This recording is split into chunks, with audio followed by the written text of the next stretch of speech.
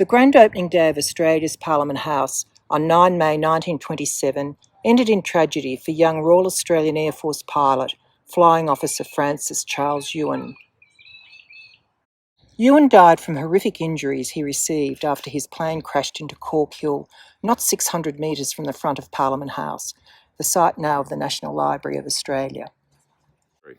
The celebration started with royal pageantry and ended here in the graveyard of St John's Church, Reed, 2 days later. Ewen's death remains a permanent yet hidden scar on the opening day celebrations, where stories about the day either fail to mention the fatal crash or mention it in passing only.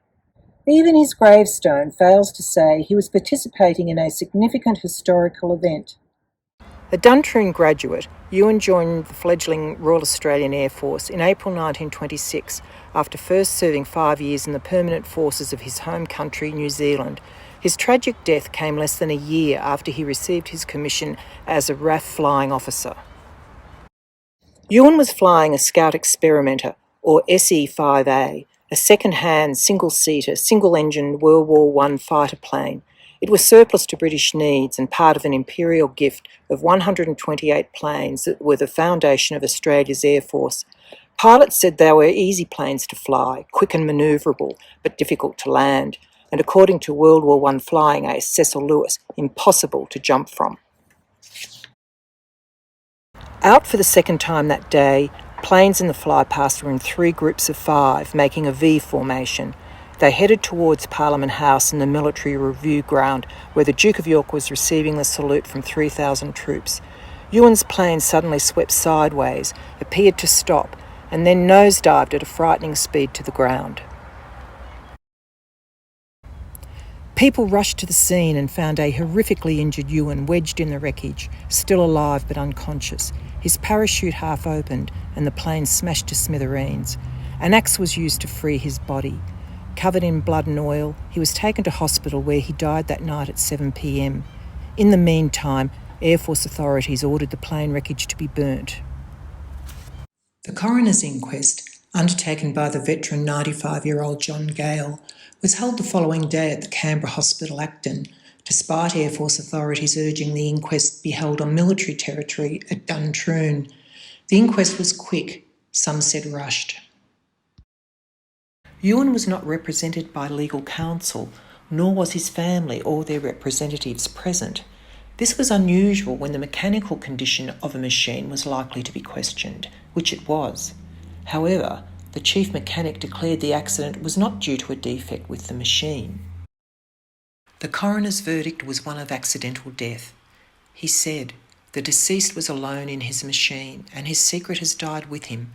No one is to blame." Ewen was buried with full military honours. Air Force men led the long and slow march from Canberra Hospital, followed by a firing party with reversed arms. He was carried to his grave here at St John's, through this entrance and along this path.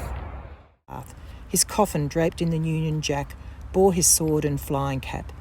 Air Force planes circled overhead in his honour. Many believed the Air Force had a lot more explaining to do in relation to Ewen's accident.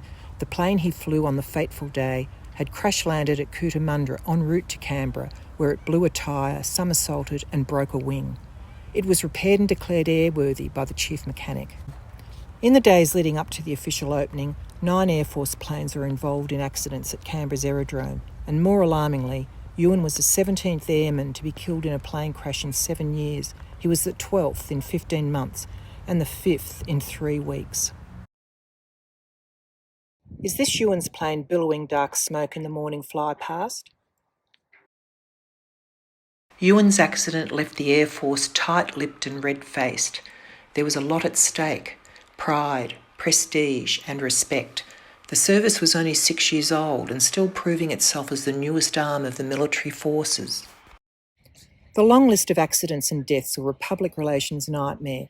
The public demanded answers. Some were demanding a royal commission. There was a weak link somewhere. Prime Minister Bruce stepped in announcing an air accidents investigation, saying there would be no secrecy, except in defence matters.